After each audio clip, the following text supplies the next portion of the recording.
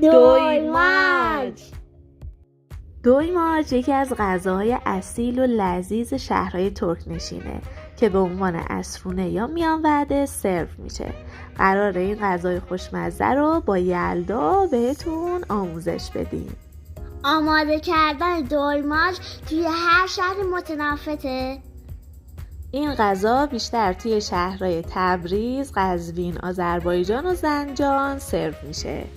مراحل آماده سازی دویماج عمدتاً شامل سبزی خوردن، شوید جعفری، نعنا، پیاز ترکچه، گردو و پنیر کوزه‌ای. و نون لواش و نون تبریزی با پیاز سرخ هست. بعد از اون میتونیم دوغ یا آب اضافه کنیم که دویماج خودشو بگیره و بتونیم اونو به راحتی به گلوله های متوسط و